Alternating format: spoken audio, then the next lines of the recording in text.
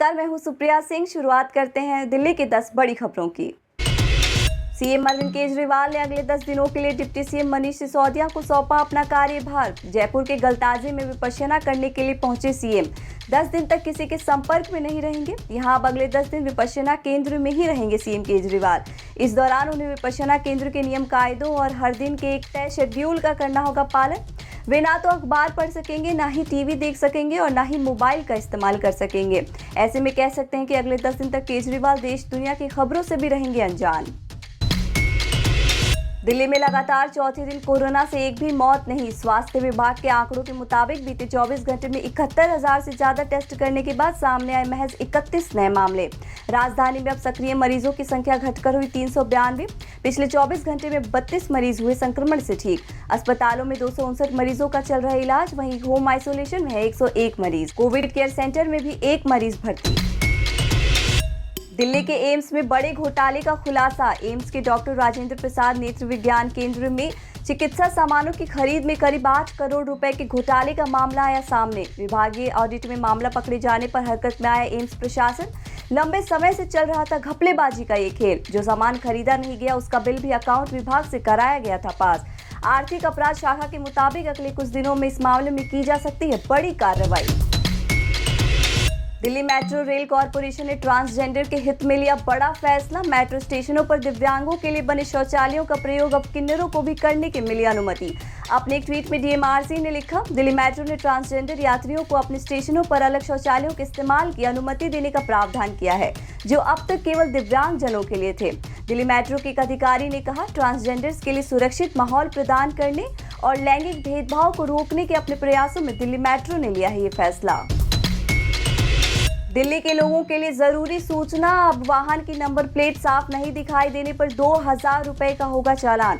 मिट्टी लगी या छिपी हुई नंबर प्लेट को माना जाएगा डिफेक्टिव नंबर प्लेट। साथ ही सारे कागजातों की भी होगी जांच। कोई और कमी निकली तो उसका भी होगा चालान। दिल्ली पुलिस के विशेष ट्रैफिक पुलिस आयुक्त मुकेश चंद्र ने जारी किए हैं ये आदेश। दिल्ली के ऊर्जा मंत्री सत्येंद्र जैन ने TPDDL रोहिणी में 10 मेगावाट क्षमता की दक्षिण एशिया के सबसे बड़े बैटरी एनर्जी स्टोरेज सिस्टम का किया उद्घाटन। ये बैटरी बैंक पावर ग्रिड की स्थिरता को बढ़ाएगा और कम मांग के दौरान बिजली का करेगा भंडारण, जिससे पीक डिमांड के समय किया जा सकेगा इस्तेमाल। मंत्री सत्येंद्र जैन ने बताया, ये बिजली कटौती और ग्रिड में उतार चढ़ाव को रोकेगा और इसे ऊर्जा भंडार रिन्यूएबल एनर्जी स्रोत के जरिए भी किया जा सकता है चार्ज। दिल्ली के लोगों को door step delivery of public services के तहत घर बैठे 150 से ज्यादा सरकारी सेवाओं का मिलता रहेगा लाभ। इसके साथ ही दिल्ली कैबिनेट ने 1076 हेल्पलाइन नंबर को टोल फ्री करने के प्रावधान को दी मंजूरी। घर बैठे सरकारी सेवाओं की सुविधा पाने के लिए 1076 नंबर पर कॉल कर लेना होगा अपॉइंटमेंट के बाद तय समय पर एक असिस्टेंट घर आकर फॉर्म भरने, फीस जमा करने और जरूरी दस्तावेजों को जमा कर उन्हें आगे की कार्यवाही के लिए भेजेगा। दिल्ली में केजरीवाल सरकार ने 10 सितंबर 2018 को की थी door step delivery of services योजना की शुरुआत।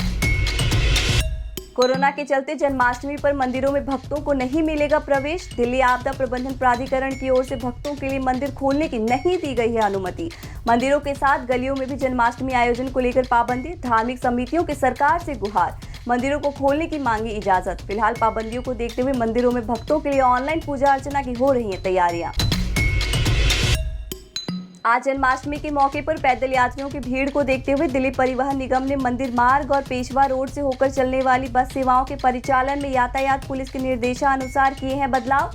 बस रूट संख्या 803, 966, 990, 990A की सेवाएं लिंक रोड से गोल मार्केट के बीच मंदिर मार्ग के स्थान पर पंचकुइया रोड और रामकृष्णा आश्रम मार्ग होकर चलेंगी। अखिल भारतीय तकनीकी शिक्षा परिषद यानी SICTE ने छात्रों के हित में लिया बड़ा फैसला। Engineering, medical, pharmacy, management, architecture college छात्रों से एक साथ नहीं ले सकेंगे फीस। कोरोना महामारी के चलते अभिभावकों की दिक्कतों को समझते हुए लिया गया है ये फैसला। SICTE ने सभी राज्यों और कॉलेजों को लिखा पत्र। सालाना और सेमेस्टर फीस एक साथ लेने की बजाय 3 से 4 किस्तों में लेनी होगी। कोई भी कॉलेज पूरी फीस एक साथ पेमेंट के लिए छात्रों पर नहीं बनाएगा दबाव। कॉलेजों को छात्रों तक इस राहत की जानकारी अपने आधिकारिक वेबसाइट पर करनी होगी। साथ ही छात्रों के मोबाइल नंबर और ईमेल पर भेजनी होगी सूचना। आप देख रहे थे दिल्ली की 10 बड़ी खबरें। हमारी बाकी खबरों को देखने के लिए चैनल को सब्सक्राइब कर लीजिए। नमस्कार।